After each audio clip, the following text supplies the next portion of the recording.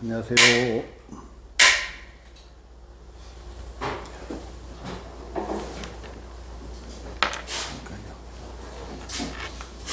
켜져 있습니다.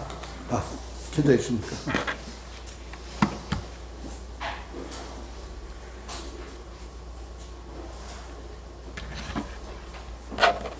예, 이 서울 본원이 지금 이사로 조금 심란합니다.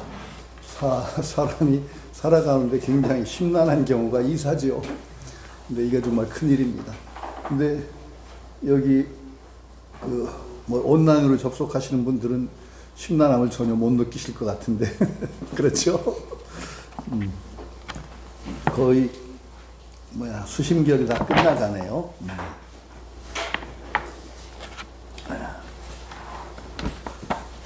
자, 우리가 119쪽 한참이죠. 앞에 그 오후 수행, 이제 말하자면은 지금 두 가지를 나눠서 얘기하고 있습니다. 그러니까 근기가 뛰어난 사람의 그 어떤 수행 방법과 그 다음에 근기가 좀 약한 사람, 도노 점수할 때 수상문 정해라고 하는 거, 우리가 어떤 상황에 부닥쳐서 그 상황에 맞춰서 수행하는 것을 어떻게 하느냐 하는데 수상문 정해의 그 뒷부분을 마무리하지 못해가지고 지금 하고 있습니다. 앞에 그 수상문 정해를 해도 결국은 오염에 떨어지지 않고 정말 올바로 갈 수 있다는 얘기를 하면서 그 이유를 지금 설명하고 있습니다. 하자, 한번 원문으로 그냥 한번 읽겠습니다. 하자, 수제 오전즉 수용공 불망 염염훈수 착착생의 민응무에 여유일물 애제 흉중 불안지상 상현제전 일구월심 대치공숙 즉 신심객진 흡사경안 수부경안 의근미단 여석압초 유어생사계 부득자재고 운수제오전 비진수야. 여기까지 하겠습니다. 도노 후에야 참으로 참 수행이 된다는 얘기를 하기 위해서 무슨 이유냐? 이 얘기를 하고 있는 겁니다. 점수를 해도 그 점수의 과정이 참된 수행이 아니고 정말 도노가 바탕이 된 수행, 이것이 참 수행이다라는 얘기를 하는 거죠. 무슨 얘기냐? 수제 오전, 그 닦음이 깨닫기 전에 있으면 어떤 경우가 되느냐? 비록 용공불망, 노력을 기울여서, 용공이라는 건 노력한다는 말입니다. 용공. 우리가 공자가 노력, 우리가 흔히 하는 꽁푸가 뭔지 아세요? 꽁푸. 꽁푸가 공부죠. 공부를 중국어로 하면 꽁푸고, 꽁푸는 중국어로 연습이라는 뜻입니다. 쉽게 얘기하면 연습. 노력하고 연습하는 거. 용공이라고 할 때도 이런 노력이에요. 노력해서 잊지 않아서. 생각의 훈수. 그러니까 훈이라는 건 뭔가 내가 알고 있는 것을 거기다 마치 훈제를 하듯이 거기다 집어넣어서 닦아 나가지만은 이게 깨달음이 바탕이 안 되면은 착착생이라고 그랬어요. 착착생의 그냥 계속 의심이 붙는 거예요. 착착이라는 말은 우리가 어떤 데 부딪힐 때마다 착착 의심이 일어나서 민응무에 장애가 없을 수가 없다. 이것이 어떻게 느껴지느냐면 여유일물, 마치 어떤 물건이 가슴 가운데 장애물로 딱 걸려있는 것처럼 잘 안 된다는 거예요. 그래서 불안지상, 편안하지 못한 모습이 항상 눈앞에 닥친다는 겁니다. 깨달음이 바탕이 안 된 수행은 노력은 기울이는데 이 편안치 않다는 얘기를 이렇게 비유하고 있죠. 일구월심. 한문은 일은 구하고 월은 심한 게 아니라 1월이 구심, 이것을 이렇게 떼어 쓰는 거예요. 1월이 해와 달이 세월이 그러니까 자꾸 오래되고 깊어지면 대치용공 수, 대치공이 수. 그러니까 이 지금 대치 공부지요. 계속 대치라는 건 어떤 조건에 응대해서 수행하는 걸 얘기합니다.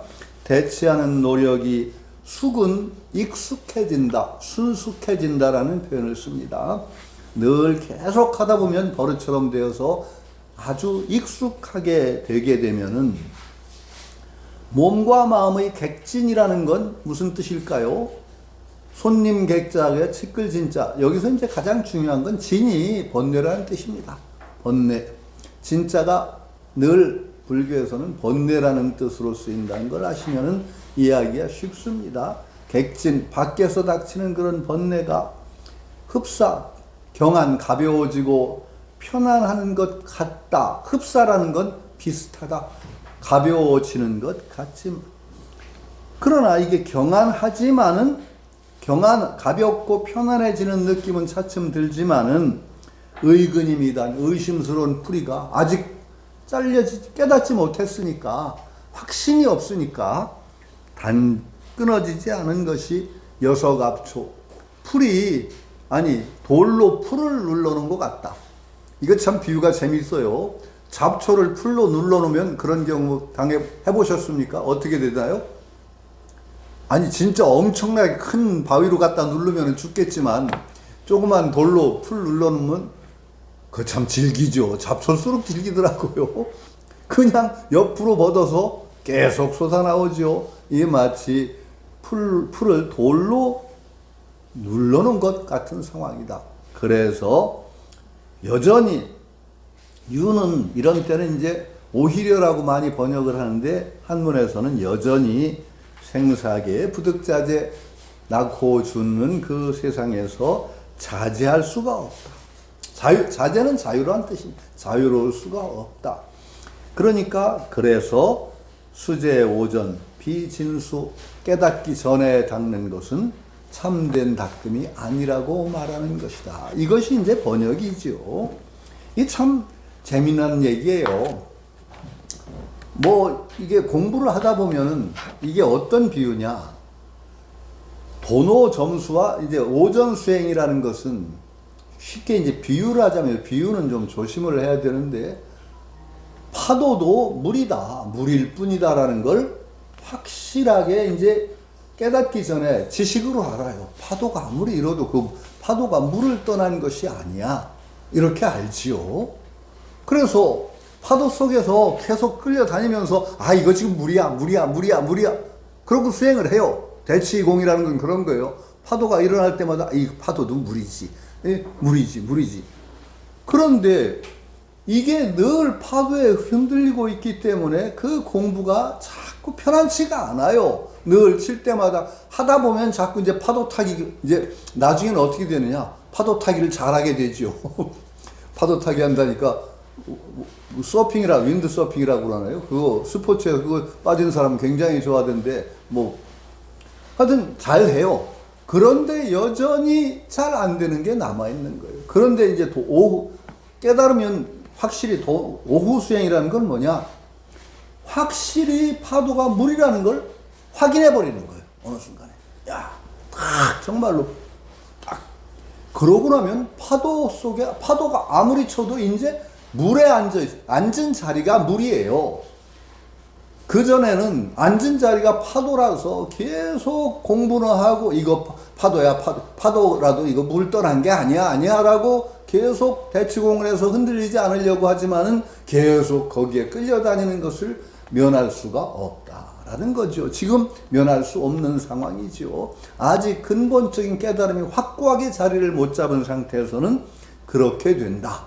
그러니까 도노라는 것이 바탕이 돼야 된다는 거죠. 그러니까 오전 수행은 나중에 이제 그렇게 되다 보면 어느새 그 오전 수행을 또 거쳐야만 도노가 온다는 것도 맞아요. 그냥 아무것도 안 하고 도노가 오기는 힘들단 말이죠. 그러니까 계속 오전 수행이 있어야 되지만은 깨닫기 전의 수행이라는 것은 그냥 용을 써도 쉽게 안 돼요. 그러니까 늘 생사계에 자유로울 수가 없다. 생사계라는 것은 참 이제 우리 크게 얘기하면 생사의 세계, 생멸의 세계와 생사의 세계죠. 우리가 사는 세계를 생멸계, 생사계라고 합니다. 낳고 죽는 세계라고 하는 것이 우리가 몸이 태어나서 낳고 죽는 것까지 갈 필요가 없이, 생사라고 하는 건 일념의 생사입니다. 한 생각 일어남이 생이요, 한 생각 꺼지는 게 사입니다. 윤회라고 하는 것도 그래요. 우리가 윤회 전생이라고 그러죠. 전생까지 가면은 몸을 바꾸는 대윤회를 얘기하지만은 지금도 윤회를 하는 거예요, 우리가. 그렇게 하셔야 돼요. 우리가 일념이 일어나서 그 과보를 받고 하는 그 과정이 윤회예요. 계속 서클을 그리면서 우리가 지금 마음속에 윤회가 일어나고 있다는 사실을 바로 볼 필요가 있죠. 이게 생사의 세계예요. 그러니까 자유로울 수가 없다라는 얘기죠. 정말로 수행이 되려면 sak초재근이라고 하는 말은 이제 한문용어로 풀을 벨 때는 뿌리까지 없애버려야 된다라고 하는 얘기를 sak초재근이라고 표현하죠. 재근 안 하면 어떻게 돼요? 계속 자라나죠. 그러니까 재근, 뿌리, 번뇌의 뿌리를 확실하게 알아버려야 돼요. 그래서 다시 번뇌가 일어나지 않는 도노가 바탕이 된 수행. 도노가 있어도 수행은 그럼 왜 하느냐? 아까 얘기한 대로 도노가 있어 수행이 필요한 것은 계속 파도가 치이는데 물이라는 걸 알아도 파도가 계속 꿀렁거리던 게 멈추지 않는 거예요. 갑자기 어느 순간에 갑자기 파도가 평평, 물이라는 거 확실히 깨달았다고 해서 파도가 싹 없어지나요? 안 그렇죠. 계속 파도 쳐요. 그러다가 파도가 차츰차츰 풍랑이 가라앉죠. 거기에 흔들리는 것이 적어지는 거지 갑자기 조용해지는 법은 없다 말이죠. 보조 스님이 여러 비유를 들었죠. 거기에 대해서는 한겨울에 얼었던 얼음이 봄의 빛이 반짝 쬐인다고 그래서 없어지는 거 아니다. 이렇게 얘기하는 거 굉장히 중요한 비유입니다. 그러니까 우리가 끊임없이 보조 스님이 얘기한 도노 점수, 이것을 바탕으로 삼아서 공부를 해야 되는데 이게 참 쉽지 않은데 조금 더 해보고 얘기 나가죠. 다음에 우리가 번역을 읽는데 안 읽었구나. 오늘은 그렇게 또 하다 보니까 어느새 저희가 상당히 와서 수심결이 끝나가요. 그 안 원장님하고는 수심결 끝나면은 제가 어줍지 않게 유마경 냈으니까 유마경을 한번 그대로 한번 읽어보자는 말씀을 하셔서 그런 생각도 있어요. 그런데 미리 얘기 드리자면은 뭐 계속 한다면은 유마경을 그냥 읽을까 하는데 제가 낸 유마경은 선생님 유마경 읽고 나면은 싱거워서 못 읽죠. 아니 선생님 유마경 대강론 읽어보셨어요?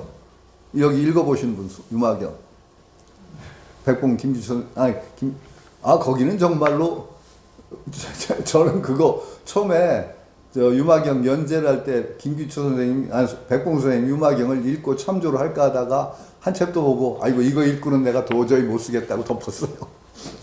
정말 아니 그걸 읽고 제가 어떻게 유마경을 감히 쓴다고 얘기를 하겠어요. 거기에 기억나네요. 제가 지금도 선명하게 기억나는 얘기가 있어요. 그 유마경 가운데 그렇죠? 강감찬 장군이 살수대첩인가? 거기에 둥둥 북을 쳐서 오랑캐를 무찌르는데 그 북소리를 가져와 보너라. 그러죠. 가져오더라. 그러니까 누가 그 대사가 어떻든가 하여튼 기억이 나. 눈보라치는 산기슭에 청개구리가 개골개골. 그랬던가요.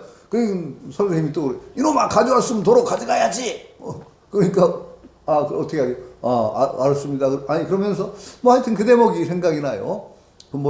여자절을 받으십시오 하고 한 그 대목이 기억나는데, 그 선생님처럼 유마경을 그 선지로 이렇게 해석한 그걸 보고서 제가 어떻게 유마경을 강의를 한다고 하겠어요. 걔 아예 덮어버렸죠. 그 다음에 지완 스님이었어요. 그 지완 스님, 광덕 스님 광덕 스님의 상자였는데 와서 공부를 하셨죠. 지완 스님 참 그리운 이름들이네 옛날에. 그런 거죠. 그러고 나서는 그래도 유마경을 쓰니까 무슨 주석서나 한 권 있어야지. 그래서 무비스님이 쓰신 유마경 대강설인가 하는 게 3권으로 또 한 권짜리가 있는데 또 3권으로 내셨다. 3권을 샀어요. 그것도 읽었어요. 이제 참조를 하려고. 아이고 이것 보고도 못 쓰겠다. 그래서 그것도 덮었어요. 그 유마경을 강의라고 이제 한 12번 연재하면서 정말로 한 권도 주석서 아무것도 안 보고 쓴 거예요. 제가 아무것도 안 보고. 왜? 아이 이거 보고 쓰면 못 쓰겠다. 그래서 차라리 내가 생각한 그대로 쓰자. 그동안 이렇게 불교계 활동하면서 내 나름대로 느꼈던 거, 공부하면 느꼈던 거를 그냥 내 나름대로 풀어보자고 해서 써버렸죠. 그러니까 저 나름대로는 지금 읽어보니까 의미가 있어요. 또 다 써놓고 부끄럽기도 하지만 의미가 있으니까 그대로 읽으면서 백봉 선생님 쓰신 유마경을 참조하고 백봉 선생님이 이런 말씀을 하셨더라 하면은 그런 대로 얘기가 될 수도 있을 것 같아서 마치고 나면 그걸 해볼까 합니다.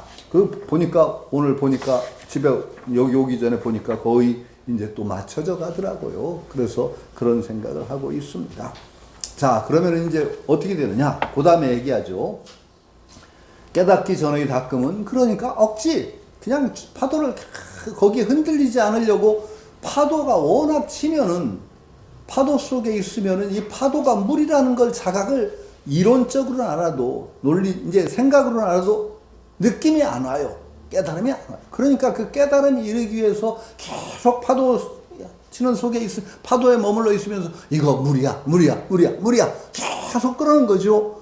그러다 보면 어느 순간에 그 오전 수행이 그런 노력이 쌓이다 보면 어느 순간에 이게 정말 물이구나 하는 것이 확실하게 온단 말이죠. 그게 이제 도노라고 하는 것이 그렇게 오는데, 자, 이제 선종의 입장에서 얘기를 하자면, 우리가 이제 불교를 믿는다는 것은 선종을 믿는 것도 아니고 부처님 말씀을 믿는 거예요. 그렇다면은 우리가 굉장히 중요시해야 될 게 뭐냐? 균형 감각을 가져야 돼요. 아니, 저는 왜 이 얘기를 하냐면은, 출간 도반이 있었어요. 내가 그래서 조금 도반하고 얘기를 하다가 선종에 관해서 약간 비판적인 얘기를 했어요. 그랬더니 막 화를 내요. 불교의 근본에서 보면 이건 좀 이상하다. 그랬더니 막 화를 내면서 그 조사 말씀을 감히 부정하냐 그래요. 아니, 그래서 제가 웃으면서 부처님이 앞이야? 조사가 앞이야? 그랬더니 조사가 더 위래요. 그래서 제가 놀랐어요 그때. 야, 선종이라는 건 부처님보다 더 위인가 보다, 조사가 더 위인가 보다. 물론 그런 신념이 있어야 될 때가 있어요. 서산 스님이 쓴 선가 귀감에 보면은 부처님은 활처럼 얘기하셨고 조사는 활줄처럼 얘기하셨다. 그 활줄처럼 부처님은 이제 곡선적으로 돌려서 얘기했지만 조사는 활줄처럼 얘기했다고 하지만 그렇더라고 하더라도 부처님 말씀에서 조사 말씀이 나온 거지 부처님 말씀 밖에 있는 건 아니거든요. 그럼 계속 우리는 선이라는 걸 수행을 하더라도 이게 왜 나왔고 왜 이런 얘기가 나오느냐에 대해서 균형 잡힌 시각을 가지고 있어야 병이 없어집니다. 왜 나왔는가 한번 생각해 볼까요? 계속 말씀드립니다만은 선이라는 것은 당대, 그 당 이전이지만 그 육조 시대부터 당대 엄청난 교학의 발전이 있습니다. 당대에는. 그때 천태종, 화엄종, 그래가지고 천태교학이라는 건 법화경을 중심으로 한 천태교학이죠. 화엄경을 중심으로 한 화엄교학이죠. 관념론이 아마 금자탑이라고 해도 될 거예요. 그래서 어지간한 지성인도 그 천태종과 화엄경의 교리를 제대로 배워나갈 수가 없습니다. 저도 꽤 이제 나중에 철학 하다 보니까 중국 철학사 다루면서 천태종, 화엄 시편연기라든지 이런 것을 쭉 공부해 봤는데 정말로 아득해. 정말로 대단해요. 그것만 읽으면서도 정말 감동이 오고 뭔가 진리를 알 것 같은 느낌이 올 때까지 그런 정도가 돼요. 천태종의 교리도 그렇고.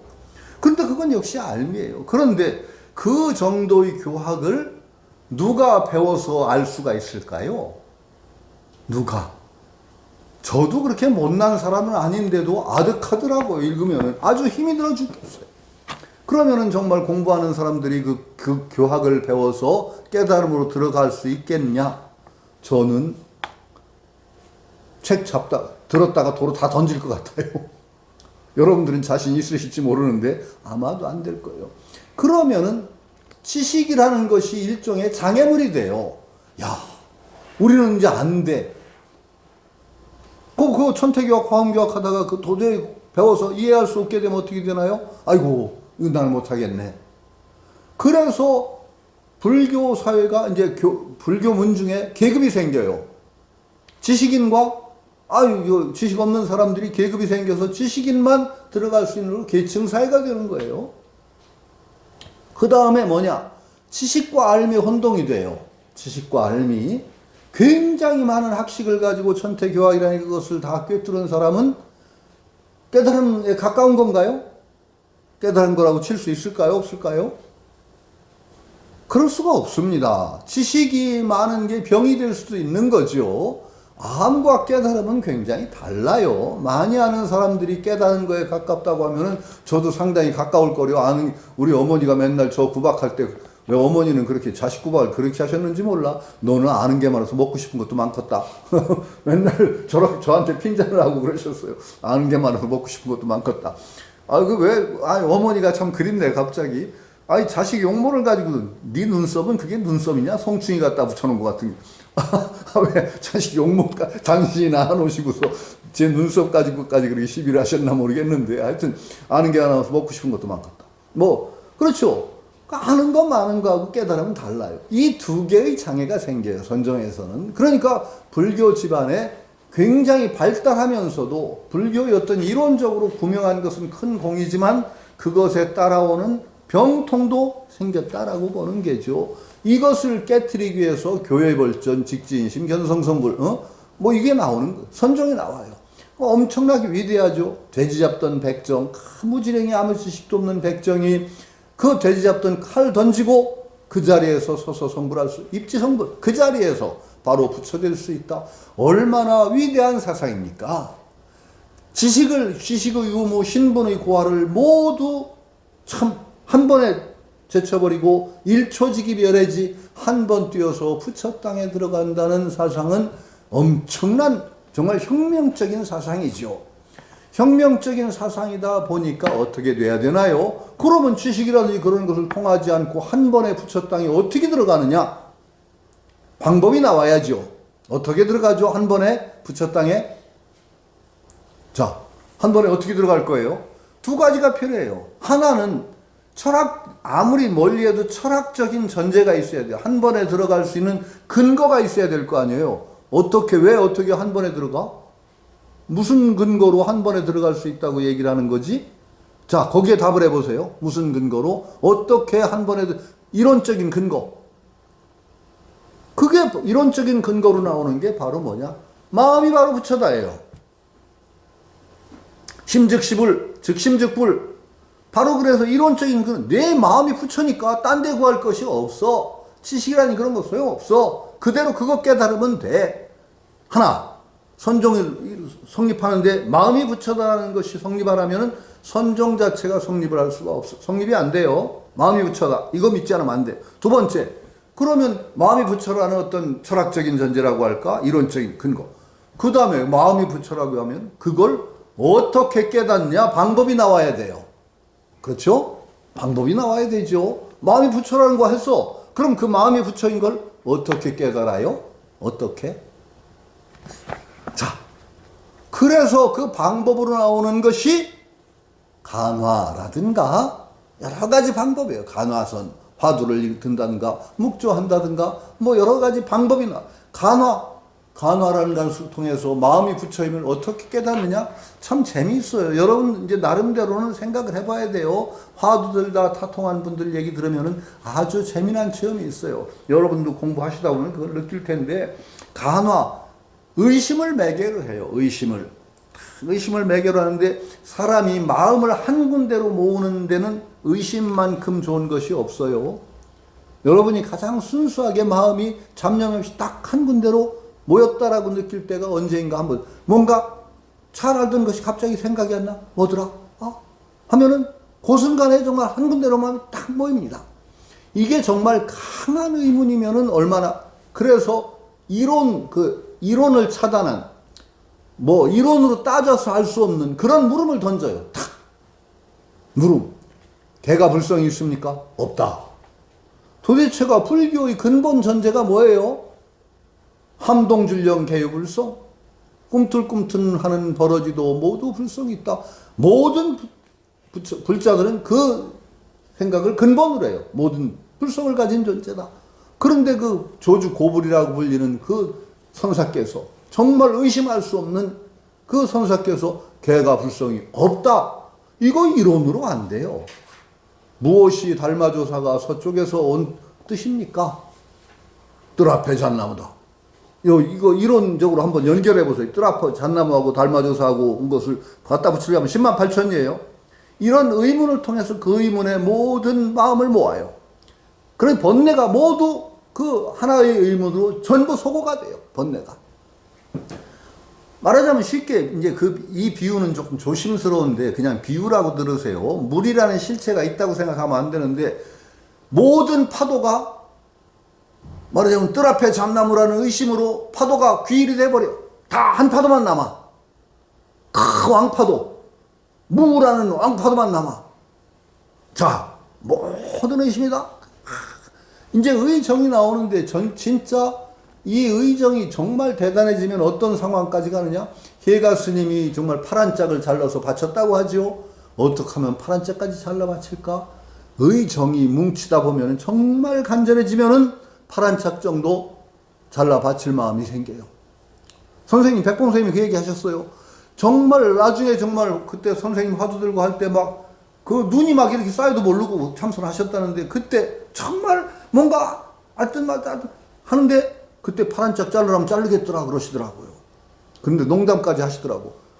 오른쪽 팔은 그 숟갈질 해야 되니까 안 되겠고 왼쪽 팔을 잘라서 바치라면 바치겠던데 그렇게 말씀하셔. 그 정도 간절한 의심이 돼요. 그러면 비유를 하자면은 지금 여기들 모든 파도가 다 죽어버리고 한 파도만 나와요. 그러다가 어느 순간에 그게 탁 날아가요. 본래 면목이라는 화두를 들고 의심해서 막 생사가 오갈 지경에 본래 면목이 무엇인가 그랬는데 그것 때문에 싫으면 하는데 옆집 사람들이 뭐 싸우다가 뭐 화해를 하면서 내가 면목이 없네 그러고 사과를 했단 말이죠. 본래 면목이 그러니까 면목이 없다 소리를 듣고 갑자기 본래 면목이라는 그 화두 그게 툭 날아가니까 비유를 하자면 어떻겠어요? 왕파도만 남았던 왕파도까지 날아갔어요. 탕 터졌어. 비유를 하자면 이제 비유니까 비유로 들으세요. 이렇게. 그러면 어떻게 되느냐? 온 마음의 전체성이 다 드러나요. 파도 하나로 뭉쳤던 그것도 망념이란 망념이에요. 화두도 망념이라. 근데 그만 탁 날아가면은 마음 전체가 하나의 가림 없이 온통 다 실현돼요. 보는 게 아니에요. 그래서 견성이라고 해서 성품을 본다고 하지만은 성품 자체가 온전하게 실현되는 그랬을 때의 체험이 일종의 도노 비슷하게 와요.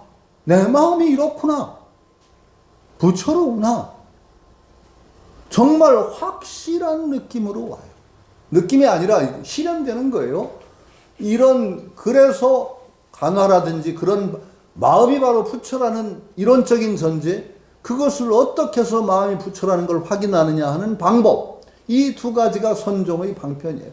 그런데 이게 문제가 되는 거죠. 문제가 되는 게 왜 문제가 되느냐? 여러분한테 그 화두가 안 먹혀요. 자, 여기 앞에 계신 분들까지 전부 조주가 개가 불성이 없다라고 한 데 대해서 그 무슨 말일까 간절한 의심이 생기신 분 손 들어 보실까요? 간절한 의심이 일어나신 분? 아무도 안 들으셨는데 여기 영상으로 하신 분도 아무도 안 들으셨어요. 뜰 앞에 잣나무다. 달마조사가 서쪽에서 온 뜻이 뜰 앞에 잣나무다라는 데 대해서 의심이 생기신 분? 아무도 안 생기셨네요. 1800공안이 있어요. 1800공안. 그래서 우리가 1800공안이라는 건 공식적으로 인정된 화두예요.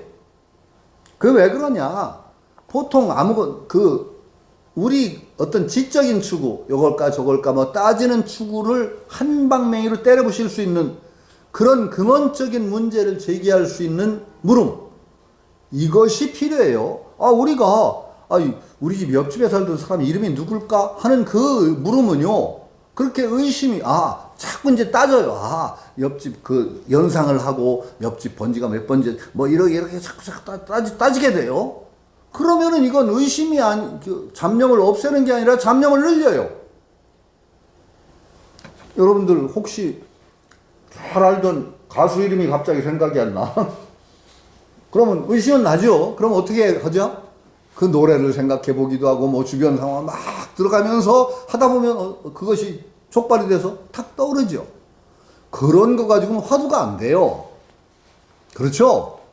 그런 뭐 잡념을 오히려 근원적으로 소거해 버릴 수 있는 근원적인 물음을 딱 설정한 게 1800공안이에요. 그런데 지금 가장 대표적인 공안이라고 할 수 있는 조주 묻자나 정전백수자 화두, 그것도 의심이 안 생기는데 나머지 1800공안 들으면 의심이 날까요? 글쎄요.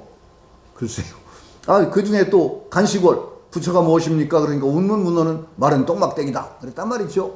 그런 것도 화두예요. 판치생모, 나무 판때기 이빨에서 털이 난다. 판치생모. 이비아타 불이비아타, 들어가도 30방 나가도 30방이다. 들어가지도 나가지도 말고 한마디 해라. 제가 그 화두 들다 선생님한테 죽을 뻔했어요. 정말 그 화두에 걸려가. 그래서 이거 안 되니까 할 수 없이 비슷하게 금방 부수면 안 될까요? 그랬다. 이놈의 자식이 퀴즈 푸나 그래가지고 두드려 맞았죠. 퀴즈 푸나. 자, 보세요. 그러니까 그게 1800공안이에요. 근데 1800공안 전부 여러분한테 안 먹혀요. 그런데 스승의 위대함이 거기에 있어요. 스승은 정말 어떤 상황을 딱 조성하면 의문을 일으켜 줄 수 있어요. 그 공안에 대해서 딱. 그리고 스승은 그 제자를 갖다가 몰아쳐요. 몰아쳐가지고 정말 노서 입각이라고 해서 그 물소 뿔로 쥐잡는 도구가 있어요. 물소 뿔인데 그 앞에다 먹이를 놓으면 쥐가 물소 뿔로 기다란 뿔이죠. 겨 들어가는데 쥐가 후퇴를 못해요. 나중에 쏙 들어가서 꼭 잡혀서 뿔로 이제 쥐잡는 틀이 있단 말이에요. 그러니까 그 쥐가 거기로 들어가듯이 뛰어난 스승은 학인을 몰아치고 제접을 하면서 막 분발심을 일으켜서 정말 그 화두로 몰입할 수 있게 하는 그 힘을 가져요. 스승이. 그게 스승이에요. 계속 제접을 해요. 물어봐요. 찔러요. 그래가지고 의문을 일으켜서 정말로 들어가게 하는데, 그런 스승이 지금 한국에 몇 분이 계실까요? 그렇게 제접하는 도량이 없어요. 첫째. 상당법문 뜩 하면은 결제할 때 끝나요. 그러면 한 달, 몇 달을 하는데 그분들이, 스님들이 무슨 화두를 어떻게 참고하는지 저는 걱정이에요. 최근에 안국선언인가에서 그 수불 스님이 하는데 상당히 그 학인들을 그렇게 막 해서 하는 그런 지도력이 있으신가 봐요. 근데 거기 가 보니까 또 그 위험한 게 갑자기 그냥 의정을 막 일으켜서 막 하다 보니까 어떻게 되느냐? 나중에 그 기독교 부흥회 하듯이 사람들이 터지더라고요. 그래요. 감정의 카타르시스를 만들어요. 그래가지고 뭔가 막 하다 보면 감정이 뭉쳤다가 뻥 터지니까 마치 뭐 한 소식 한 것 같아요. 근데 그거는 아니에요. 의단이 정말 절실해가지고 터지는 거하고 달리 감정의 큰 카타르시스를 겪으면서 뭐가 터지는데 공부에 도움은 되는데, 그거에서 인가를 해버리면 나중에 어떻게 되느냐? 이 사람 바보가 나와요. 굉장히 위험해요. 수불 스님은 계속 그거 깨달은 거 아니다, 하나의 과정이다라고 얘기하시는 모양인데, 거기에 갔던 사람들이 그렇지가 않아요. 뭔가 한 소식 한 것 같은 그런 착각에 빠져 있는 분들이 꽤 있어요. 그게 상당히 위험해요. 그런데 하여튼 어쨌든 스승이 있어야 되는데 그거 안 된단 말이에요. 그런 스승이 없단 말이에요. 그러면 화두선이라는 건 이제는 저는 때가 지났다고 생각하는 겁니다. 화두 들어가지고 견성한다? 이거 정말 힘들게 된 거예요. 의심 일으키다가 한 세월이야.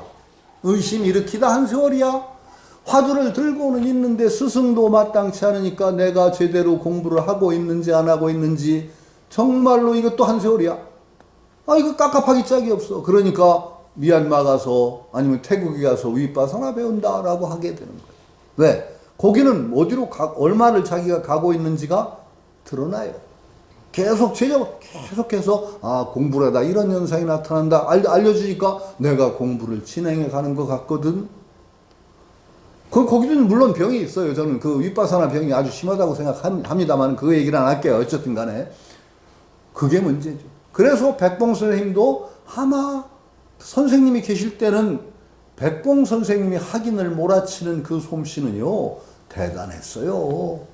그 밑에서 공부하다 보면 정말 팍 몰려가서 공부가 돼요. 스승 가시고 안 되죠. 그래서 아마 예비하신 게 새말귀라는 걸 내놓으신 것도 그런 것 같아요. 새말귀는 오전, 오후 수행이 겸한 것 같아요. 계속 모습을 잘 굴리자는 것이 오전 수행, 오후 수행을 겸해서 모습이라는 데서 상을 버리고 정말 잘 굴리자라는 데서 정의 쌍수를 함께 닦아나갈 수 있는 방법으로 모습을 잘 굴리자를 내놓으신 것 같은데 이게 오전, 오후를 꿰뚫는 그런 공부가 될 수 있다고 저는 보죠. 하여튼 그래서 이게 굉장히 공부라는 것을 선이라는 것이 이런 전제 위에서 이루어지고 있다는 것을 바르게 알아야 내가 하는 공부가 이런 공부로구나. 첫 번째 그런데 여러분도 대신근이 없으면 공부하시면 안 돼요. 선공부를. 신근이 뭐냐? 마음이 부처다. 모두 나한테 갖춰져 있다. 이것에 대한 큰 믿음, 이것이 없으시면 공부 안 하셔야 됩니다. 딴 공부하시는 게 좋습니다. 이 믿음을 확실하게 가지고 이 방편을 통해서 우리가 그것을 온전하게 실현할 수 있다는 그런 믿음 아래서 공부를 하는 거고 새말귀라든지 그 올바른 방편을 통해서 간다. 이런 생각을 해야 되는 게지요. 그러니까 어쨌든 오전 수행 필요해요. 계속 파도 속에서 파도에 머물러 있을 때 이게 사실은 무리야. 계속 하다 보면 어느 땐가 도노가 와요. 그래서 흔들리지 않는 공부의 초석이 이루어진다는 걸 확실하게 믿고 가고 그 다음에 어느 순간에 여기서 하신 분도 있겠지만은 그 도노 같은 확실한 믿음이 올 때 그 다음부터 정말 공부가 쉬워져요. 그 다음 한번 읽어볼까요? 그 다음에 할게요. 자, 원문 읽겠습니다. 오인분상 수유대치방편 염념무에 불락오염 일구월심 자연계합 천진묘성 이문적지 염념반연일체경 심신영단제번뇌 분리자성 정예등지 성취무상보리 여전기승자 갱무차별 즉 수상문정예 수시점기수행 어오인분상 가위점천성금 약지여시즉 기이문정예 유선우차제 이견지의호 오인분상 깨달은 사람의 입장에서 본다면은 견지에서 본다면은 비록 대치방편 조건에 맞춰서 수행을 하는 그런 방편이지만은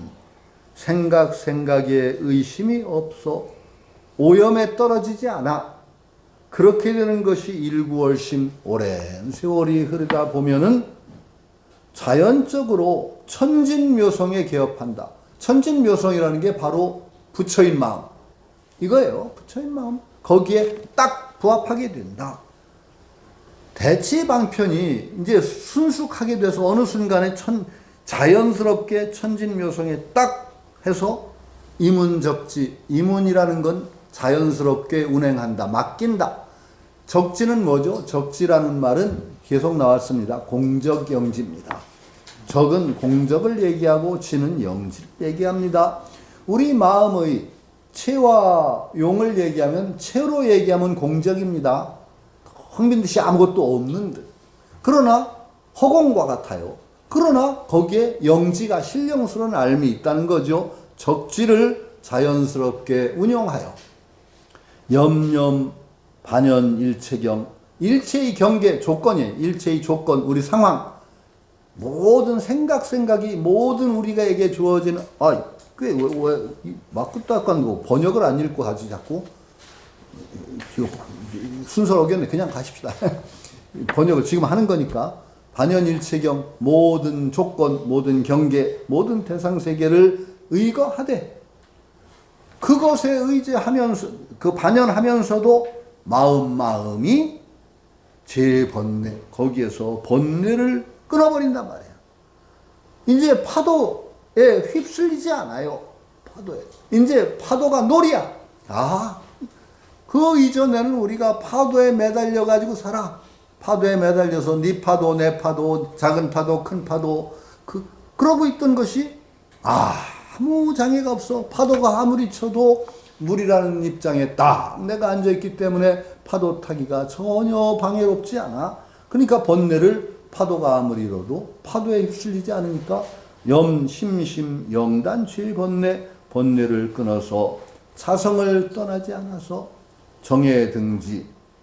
정해를 등지해서 무상보리를 이루어서, 그러니까 이게 이 정도가 되면 공부가 나날이 달라진다는 거예요. 나날이 달라져요.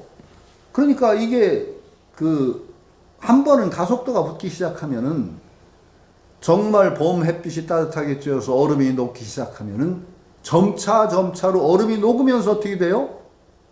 얼음이 녹은 만큼 더 따뜻해져요. 그럼 더 빨리 녹아요. 그 공부가, 그때의 공부는 정말로 그 이전에 억지로 하던 공부하고는 전혀 다른 속도가 나요. 이게 참 공부하는데 굉장히 중요한 거예요. 여러 가지 꼭 도노가 아니라도 여러분들이 공부를 하다 보면 등력처라는 곳이 있어요. 힘을 얻는 자리가 있어요. 힘을 얻어서 나가야 돼요. 힘을 얻어요. 그래서 아마도 제가 체험하기로는 이 도노라고 하는 것도 궁극적인 견성성불하는 도노 말고도 여러 번의 등력처가 나와요. 여러 번. 저는 한 번이라고 생각지 않아요. 저도 이제 근기가 하열해서 그럴지 모르지만은, 근기가 수승한 분들은 한 번 딱 알으면 끝인지 모르겠는데 그런 것 같지 않아요. 많은 경우에 확신이 정말로 딱 올 때가 있어요. 근데 그것이 궁극적인 깨달음이라고 착각하지만 않으면은, 착각하면 이제 문제가 돼요. 이 착각하면 마구니 하나가 나와요. 이상한 마구니가. 자기가 깨달았다고 해가지고 날뛰는 마구니가 나오지만, 이게 공부 과정에 하나의 도우미가 된다라는 그런 등력처가 있어요. 다 힘을 얻어요. 그러면 그 뒤에 공부가 굉장히 쉬워집니다. 굉장히 쉬워집니다. 물이라고 억지로 우기던 때하고, 이게 확신이 물이야 라는 확신이 딱 물이라는데 정말 완전히 들어가지는 못하더라도 확신할 때가 있거든. 그러고 나면 그 다음에 공부가 쉬워지죠. 저도 그 등력처 전에도 얘기했어요. 선생님이 그건 인정을 하셨으니까, 제가 왜 뒷동산에 가서 묘지 앞에서 막 밤새 참선하다가 제가 한 소식 한 줄 알았다고 착각한 얘기 해드렸죠. 그때 진짜 저 한 소식 한 줄 알았어요. 그래가지고 몇 등에서부터 정말 마을까지 어떻게 달려 내려갔는지, 솜살같이 달려 내려갔죠. 마을 선생님 선생님 계신 새벽 몇 시인데 마루에 腾하고 올라섰더니 꿍 하고 소리가 나니까, 누구? 선생님 안 죽으셨더라고. 그게 송근입니다. 왜 왔노? 알았습니다. 큰 소리 빵 쳤잖아요. 그래가지고 말해봐. 그래서 딱 얘기를 했더니 선생님이 참 그때 저는 지금도 아주 그 아찔한 아니다. 야, 나락에 떨어진 것 같았어요. 저는 아니다. 그 소리. 나락에 수소학교. 그런데 그랬더니 선생님이 그때 하신 말씀이, 저를 격려하려고 하셨는지 모르지만, 네가 부수입 하나는 얻었구나 그러셨어요. 부수입 하나는 얻었구나. 앞으로 공부하는데 도움 되겠다. 그러셨어요. 부수입 하나 얻었다. 사실 제가 그 부수입이라는 걸 나중에 인정하게 됐어요. 그걸 겪고 나서 제가 번뇌가 일어나고 해도 그 번뇌가 그렇게 두렵지가 않았어요. 두렵지가 않게 됐어요. 왜냐하면 그때 어떤 느낌이었느냐. 번뇌가 아무리 일어나도 그 뿔이 없다. 허공에서 정말 구름이 생겼다 꺼졌다 하듯이 그런 거, 그거에 내가 매달릴 필요가 뭐 있나 하는 그 확신이 왔거든요. 그게 아마도 선생님이 네가 부수입 하나는 얻었다 한 그 뜻이 아니었을까 하는 생각이 들어요. 부수입 하나는 얻었다 그러셨거든요. 그 뒤로 공부가 쉬워진 것도 또 틀림없어요. 근데 나중에 제가 그걸로 또 겉멋이 들은 것도 틀림없어요. 겉멋이 들어가지고 얼마나 잘난 척을 하고 다녔든지 대학 시절에 저를 본 애들이 친구들이요 얄미웠대요. 좀 도사 같아가지고 그러다가 나중에 그걸 또 아니라는 걸 알고서 또 거꾸로 뒷얘기도 제가 해드렸으니까 근데 그거는 정말로 제대로만 되게 되면 등력처가 돼요. 그래서 그걸 바탕으로 해서 다시 또 또 뛰어나갈 수가 있어요. 그런 등력처들이 있어요. 근데 여기서는 정말 근본적으로 궁극적으로 가는 분리자성하고 정예등지 그렇게 됐을 때 가장 중요한 징표가 공부가 제대로 되어가는 징표가 정예등지예요. 정예등지가 되는가가 공부의 이정표고 끝이다 라고 생각하시면 돼요. 정예등지. 자, 우리가 계속 활동을 하고 그러는데 정을 벗어나지 않아. 정말로 그러면서도 또렷또렷한 분별이 온전하게 살아있어. 이렇게 되는 상태가 공부가 되는 상태고 공부가 된 사람의 상태예요. 우리 마음을 비교를 하자면 어떠냐. 자기 마음을 잘 들여보면 아는데 우리 마음은 얼룩덜룩이 마음이에요. 어디는 밝고 어디는 어두워요. 어떤 생각을 떠올리면 관념을 떠올리면 그 관념의 그늘이 생겨요. 요걸 떠올리면 여기가 안 보이고 그런데 공부한 사람 제대로 깨달은 분의 마음은 어떤 상태냐? 마음에 한 군데도 어두운 구석이 없다. 그러니까 온전하게 깨어있다. 온전하게 깨어있기 때문에 온전하게 고요하다. 이건 무서운 얘기입니다. 온전하게 깨어있기 때문에 온전하게 고요해요. 우리 마음은 이 생각 들었을 때 여기 그늘 생겨 얼룩덜룩이에요. 그 비유를 제가 누구한테 했더니 그 어디 나오는 비유냐고 하는데 저도 어디서 나오는지 몰라요. 정말로 심리 밖에서 바늘 떨어지는 소리까지 듣는 고요함이다. 이렇게 제가 비유를 했어요. 심리 밖의 바늘 떨어지는 소리까지 듣는다. 그러면은 얼마나 고요해야 심리 밖에서 바늘 떨어지는 소리가 들릴까요? 딴 소리가 막 들끓으면 심리 밖에서 바늘 떨어지는 소리 들릴까요? 안 들릴까요?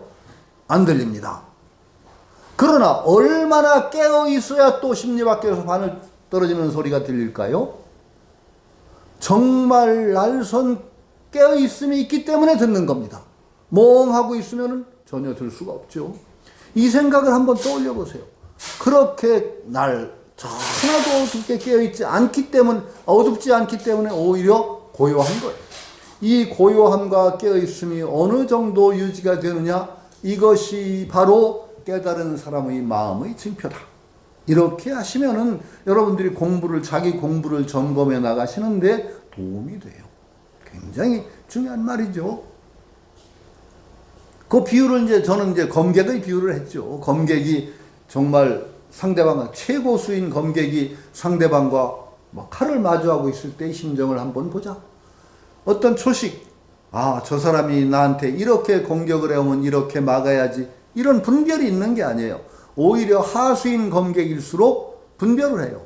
저 사람 눈을 볼까, 발꿈치를 볼까, 이런 망념이 있어요. 근데 전혀 다른 공격이 들어오면 막을 수가 없죠. 오히려 최고의 검객은 한 군데 마음의 심상이 오히려 다 꺼져서 온전하게 깨어있기 때문에 최고의 검객이라면 어떤 공격이 들어와도 다 막을 수가 있죠.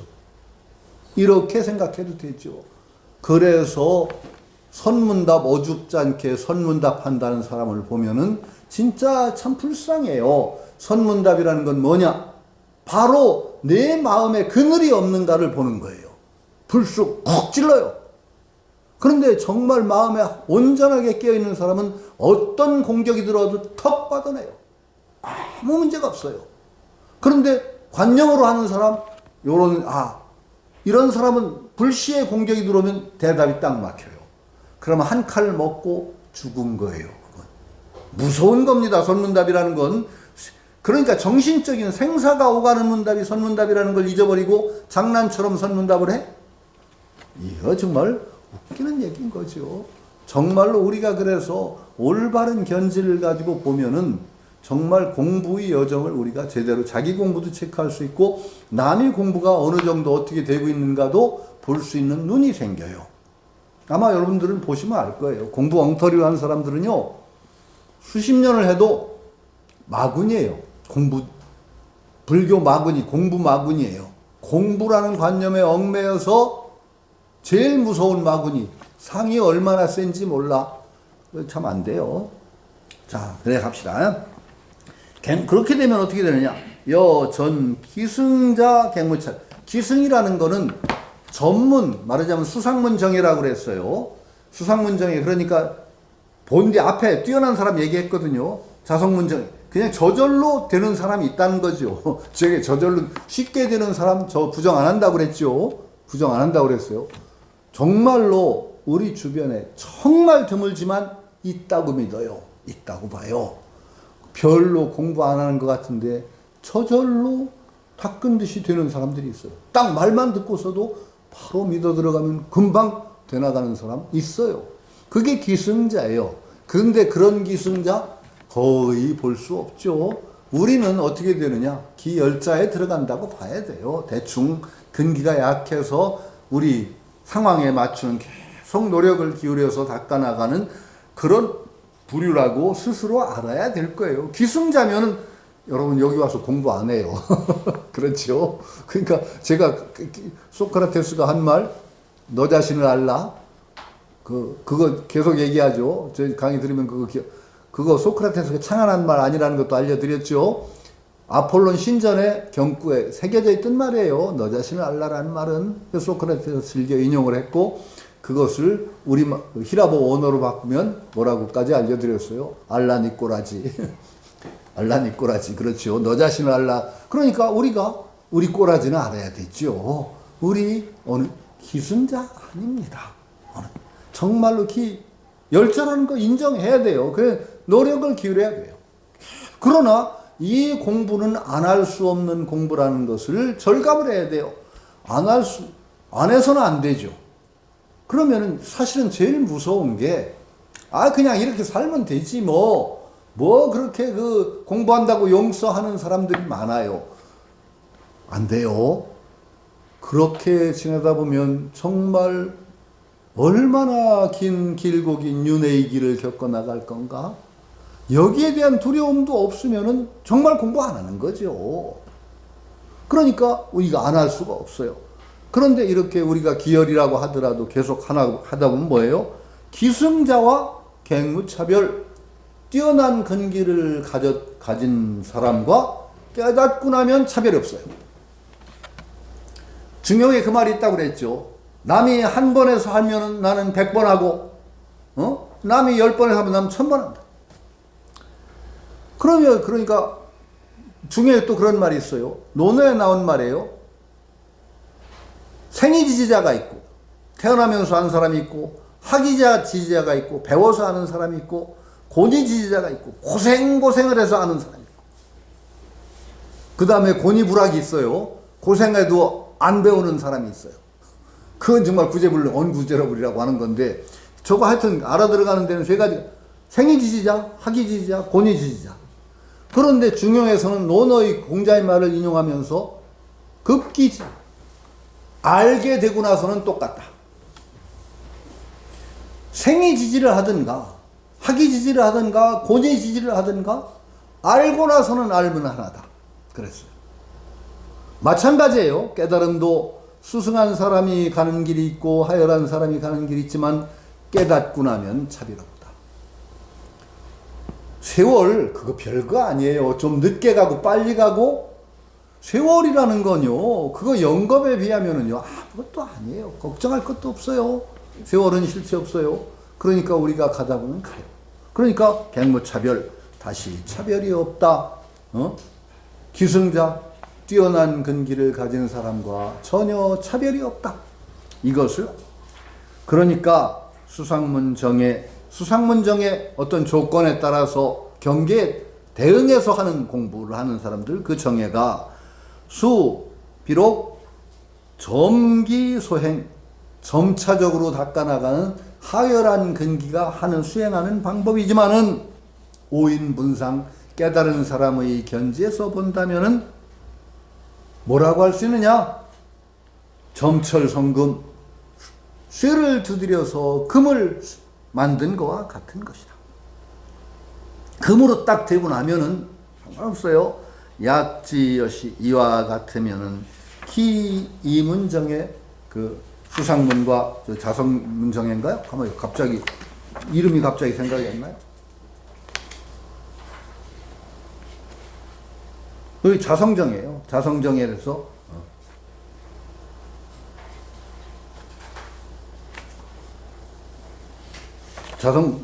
자성정에 딱 가는 사람과 이문정예를 연후 차제 이견지 이것이 앞뒤다 뒤다 해서 두 개로 꼭 분별해서 나눌 이유가 없다라는 거죠.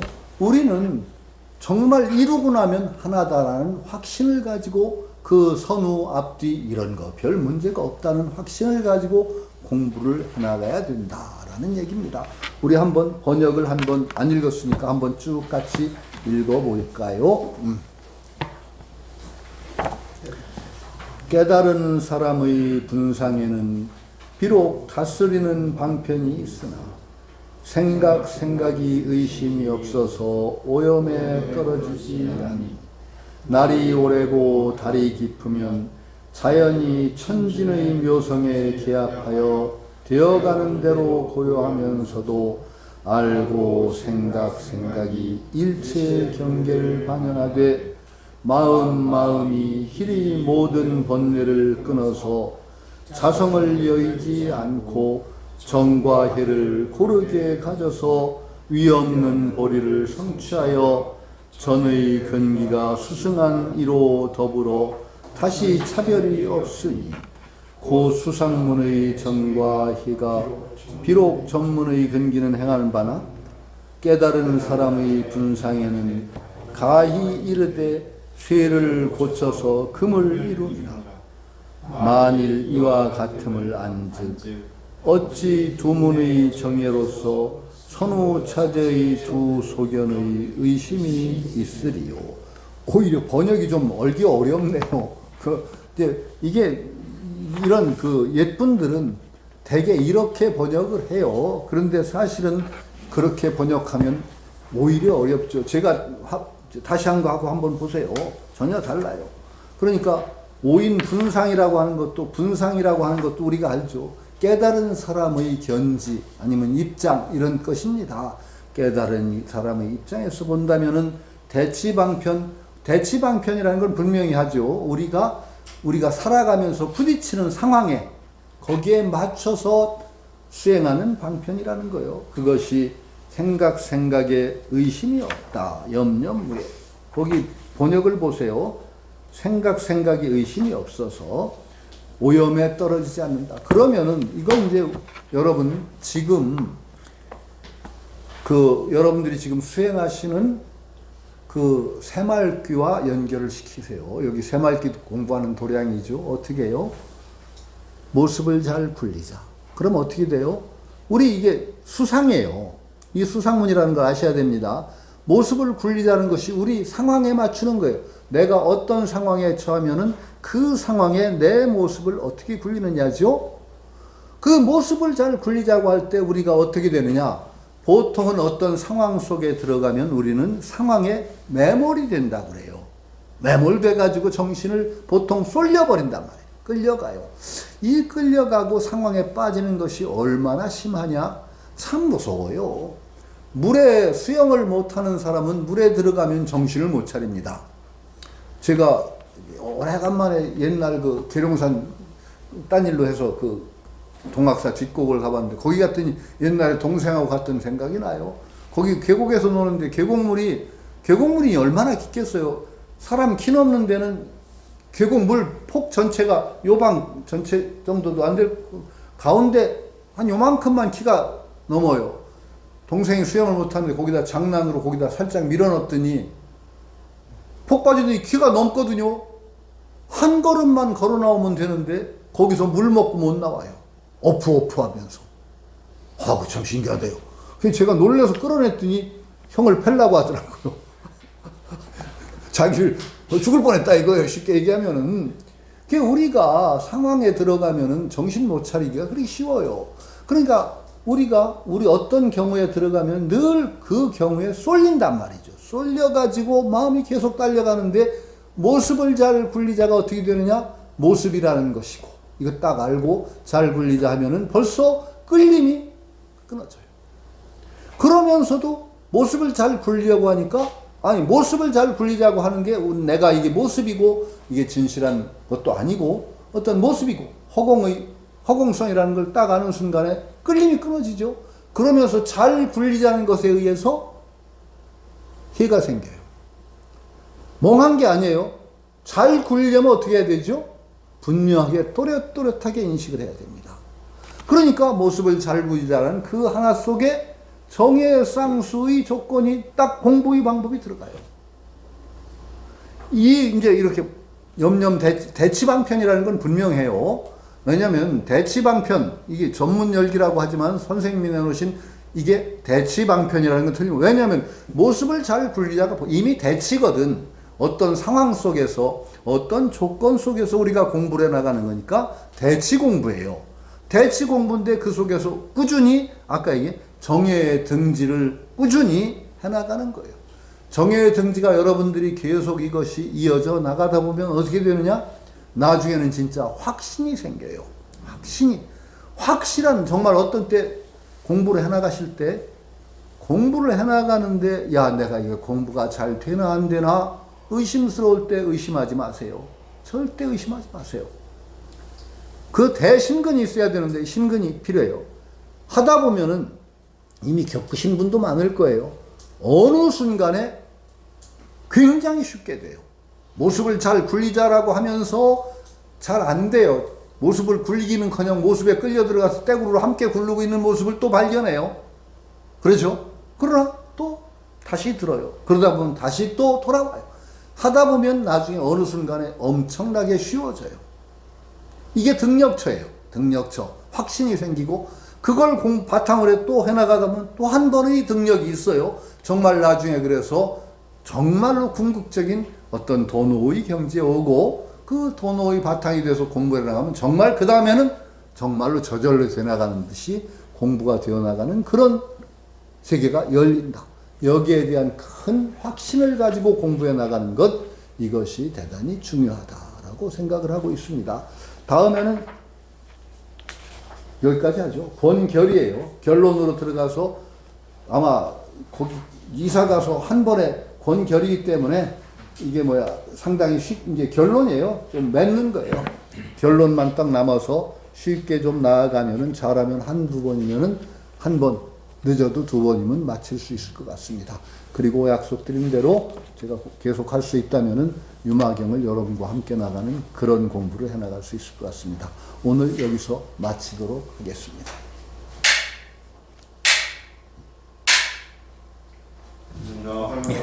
네, 감사합니다. 네, 다음 달에 뵙겠습니다.